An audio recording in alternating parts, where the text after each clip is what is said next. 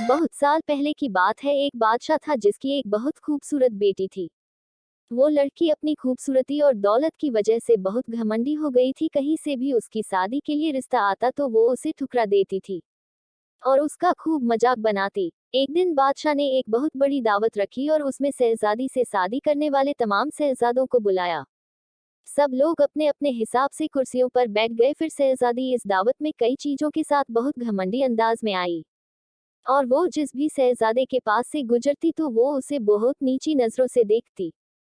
फिर वो एक शहजादे के पास पहुंची जो बहुत ज्यादा मोटा था, तो शहजादी ने उसका मजाक उड़ाते हुए अपनी कनीज से कहा, देखो ये तो आटे का बोरा है। जब दूसरे शहजादे के पास पहुंची तो कहा कि ये तो कोई खंभा है, और जब तीसरे शहजादे के पास गई तो कहा ये तो सफेद चूहा है।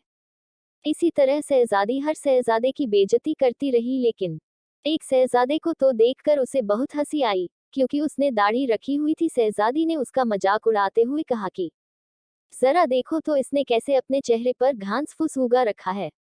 बादशाह ने जब ये देखा कि कैसे मेरी बेटी मेहमानों का मजाक उड़ा रही है तो बादशाह को बहुत गुस्सा आया और उसने ये भरे दरबार में ऐलान कर दिया कि शहजादे पसंद करे या न करे, लेकिन मैं इसकी शादी किसी गरीब या फकीर से करवाऊंगा। इस ऐलान के बाद तमाम लोग वहां से चले गए। फिर कुछ देर बाद वहां एक भिखारी आया जो गली मोहल्ले में गाने गाया करता था। फिर वो शाही महल के खिड़की के पास बैठकर गाना गाने लगा। जब बादशाह ने उसकी आवाज सुनी तो उसने अपने नौकर से कहा कि उसको यहाँ बुला कर लाओ। तो नौकर फटे पुराने कपड़े वाले उस भिखारी को अंदर बुला कर ले आया। फिर उस भिखारी ने शहजादी के सामने बहुत अच्छा एक गाना गाया और फिर बादशाह से इनाम मांगा। तो बादशाह ने कहा, तुमने बहुत अच्छा गाना गाया है, मैं तुम्हें बहुत अच्छा इनाम दूंगा, मैं अपनी बेटी की शादी तुम्हीं से करवाऊंगा। शहजादी ने जब ये सुना तो वो हैरान हो गई। उसने बहुत ज्यादा ड्रामा किया, लेकिन बादशाह ने उसकी एक ना सुनी। बादशाह ने उसे डांटते हुए कहा कि मैंने मेहमानों के सामने ये वादा किया था कि मैं तुम्हारी शादी किसी भिखारी से करूंगा, अब मैं वो कसम पूरी कर रहा हूँ। उसके बाद बादशाह ने उन दोनों का शादी भी करवा दिया और कहा कि अब तुम अपने जीवन साथी के साथ जाने की तैयारी कर लो। शहजादी रोती पिटती उस भिखारी के साथ गई। रास्ते में वो एक शिकारगाह के पास से गुजरी। शिकारगाह बहुत बड़ी थी, तो शहजादी ने भिखारी से पूछा कि ये शिकारगाह किसकी है। तो भिखारी ने कहा कि मैंने सुना है कि तुमने एक दाढ़ी वाले का मजाक उड़ाया था। ये शिकारगाह उसी दाढ़ी वाले की है। अगर तुम उस दाढ़ी वाले से शादी कर लेती तो ये शिकारगाह तुम्हारी होती। इसके बाद वो एक बड़े से बाग में पहुंची। ये बाग देखकर शहजादी ने पूछा कि ये बाग किसका है। तो भिखारी ने कहा कि ये बाग भी उसी दाढ़ी वाले का है। फिर वो एक बड़े अजीमोशान शहर में दाखिल हुई। इतना बड़ा और खूबसूरत शहर देखकर शहजादी हैरान हो गई। उसने पूछा कि इस शहर का मालिक कौन है। तो भिखारी ने कहा, ये शहर दाढ़ी वाले के मुल्क में आता है, अगर तुम उससे शादी कर लेती तो ये सब तुम्हारा होता। शहजादी ने अफसोस करते हुए कहा कि मैंने बहुत बड़ी गलती कर दी, काश मैं उससे शादी कर लेती। भिखारी ने नाराज होते हुए कहा कि मुझे उससे कोई मतलब नहीं, मगर तुम मेरे होते हुए किसी दूसरे मर्द की बातें क्यों कर रही हो? क्या मुझ में कोई कमी है? इसके बाद वो एक छोटी सी झोपड़ी के पास पहुंचे तो शहजादी ने कहा, कैसी बेकार और छोटी सी झोपड़ी है। तो भिखारी बोला कि ये मेरा घर है और यही वो जगह है जहां हमें जिंदगी गुजारनी है। तो शहजादी बोली कि तुम्हारा नौकर कहाँ है? तो भिखारी बोला कि हमें नौकरों से क्या काम, तुम हर काम कर सकती हो। चलो अब तुम आग जलाओ और मेरे लिए खाना बनाओ, मैं बहुत थक चुका हूँ। लेकिन शहजादी को खाना पकाना नहीं आता था, तो भिखारी ने उसकी मदद की। फिर कुछ देर बाद उन्होंने उल्टा सीधा खाना पकाकर खा लिया और सो गए। दूसरे दिन उसे भिखारी ने जगाया और घर का काम करने को कहा। शहजादी पूरा दिन काम करती रही और ऊपर से भिखारी की डांट भी सुनती रही। किसी तरह से उन्होंने कुछ दिन गुजार लिए। एक दिन भिखारी ने कहा कि मैंने जो कुछ कमाया था वो सब अब खत्म हो चुका है, अब कमाने की बारी तुम्हारी है। मैं तुम्हें लकड़ी ला कर देता हूँ, तुम उससे टोकरियां बुन लेना। ये कहकर वो जंगल में गया और टोकरी के लिए लकड़ी काट कर ले आया। शहजादी ने टोकरी बनानी शुरू कर दी। उसने पहले कभी इस तरह का मेहनत वाला काम नहीं किया था, इसलिए उसकी उंगलियां जख्म हो गई और उनमें से खून निकलने लगा। ये देखकर उसके सोहर ने कहा कि तुम ये काम नहीं कर सकती, मैं तुम्हें धागे ला कर देता हूँ, तुम उससे कपड़े बुन लेना। लेकिन वो ये भी ना कर सकी। तो उसके सोहर ने कहा कि तुम तो मेरे लिए बिल्कुल भी काम की नहीं हो, तुम तो कोई भी काम नहीं कर सकी, तुमसे शादी करके मैं बर्बाद हो गया। ठीक है, मैं कोशिश करता हूँ कि तुम्हारे लिए मैं मिट्टी के बर्तन ला दूं, तुम उन्हें बाजार में जाकर बेच दिया करोगे। इस बात पे घमंडी शहजादी ने कहा कि जब मैं बाजार जाऊंगी तो मेरे मुल्क के लोग मुझे इस हाल में देख के मुझ पर बहुत हंसेंगे।